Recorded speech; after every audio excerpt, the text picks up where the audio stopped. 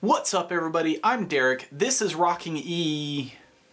my new studio, and today I'm going to be doing something different because today I'm going to be starting a new series on the channel that I'm going to call Weird Weapons of History. Now, I'm starting this new series because I don't currently have a shop to work in, and to appease the YouTube overlords and continue posting weekly content, while I don't currently have the ability to blacksmith, I do still have a passion for bladed weapons, swords, knives, daggers, axes, etc., and a passion for history. So I would like to share that in an attempt to continue my weekly posting routine. Now, I did make a cross-country travel blog. It's not my normal content, so I'm hoping to kind of bridge the gap, so to speak, on my channel between history and blacksmithing, because that might be a little more interesting to my normal viewer base. Now, I may or may not have the ability fairly soon to get back into a blacksmith shop. That being said, I have no guarantees that I'll be allowed to film there, so I might have to continue doing videos similar to this, talking head style videos, historic videos, stuff like that. So if you enjoy this content, please let me know in the comments below. That being said, I am going to try as quickly as possible to get back into a shop, because that's where my passion most heavily lies, is the actual fabrication and smithing that I've been doing on this channel prior to my trip to Connecticut. So I'm only going to be here for a few months before I move again, and hopefully when I do move, I will have the ability to get back into an actual shop and back into the content that I started this channel on.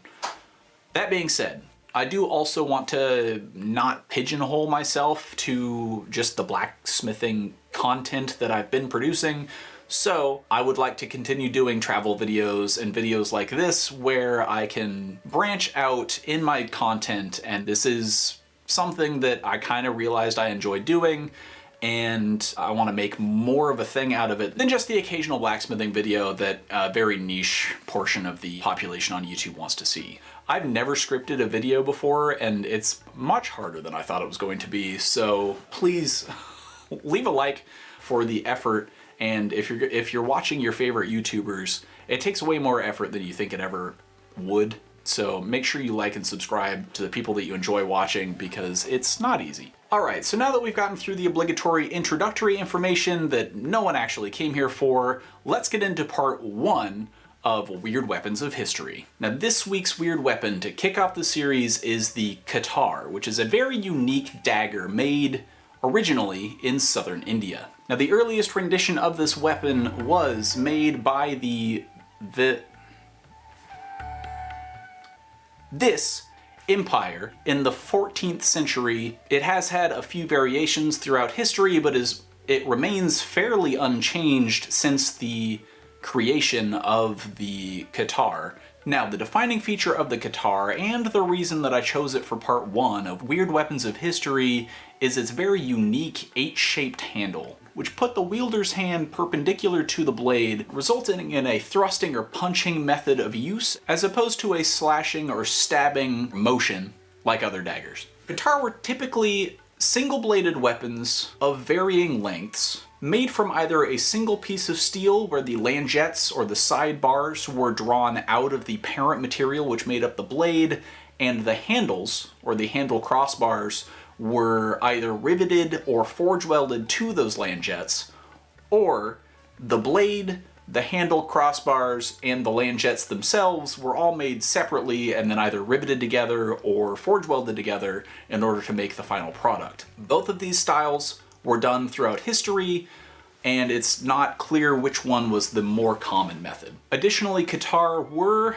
reported to have been made using water steel, otherwise known as Damascus or Wootz steel, which resulted in some very beautiful pieces remaining even today. Now, multiple sources that I found did attribute the Katar to the Hindu portion of India almost exclusively, and even specifically attributed its use and carry to the Rajput warriors or royalty. While it is uncertain whether or not the Katar was used in large-scale combat or warfare, It is typically seen as a status weapon for royalty of the Rajput people and a handy sidearm for the battlefield. It's unclear, but they typically are seen as more of a sidearm and less of a primary weapon. There are even artistic depictions or stories of Rajput princes armed solely with either one or two Katar hunting tigers as a way to prove their skill as a warrior. Now that I think on it, it makes sense that elephants were used for transportation in India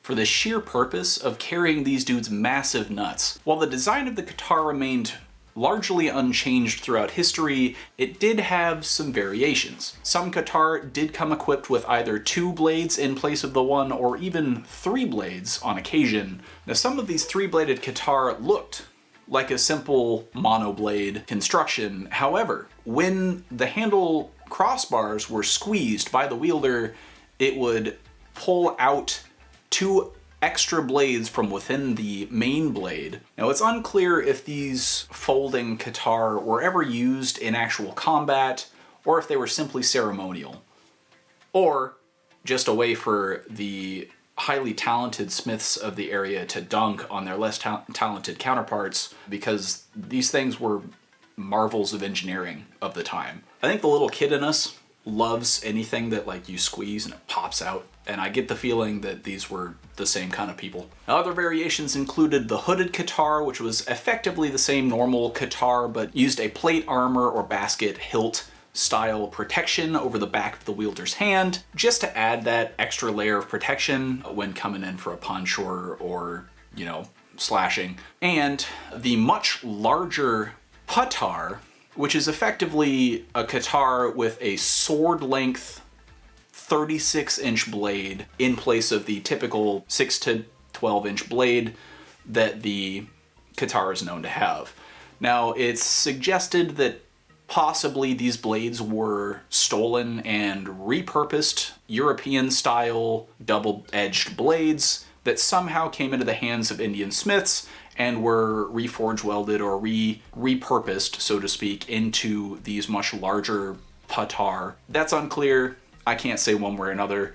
I am not a historian. I am getting all this information just off of as many sources as I could find, which was few and far between. Now, the Katar is a very cool looking and very unique weapon, which is why I chose it as part 1 for this series. I definitely want to make one of these in the future when I have access to a workshop again, and I currently want to eventually forge every weapon that I include in this series. So if you want to see that in the future, please let me know in the comments. Now that's going to do it for today's video. If I missed anything or got anything about the Katar and its history and India wrong, please let me know down in the comments section, and while you're down there, let me know what weapon you want to see me cover next. Now, if you enjoyed this video, please leave a like, drop a comment, hit subscribe, ring that notification bell.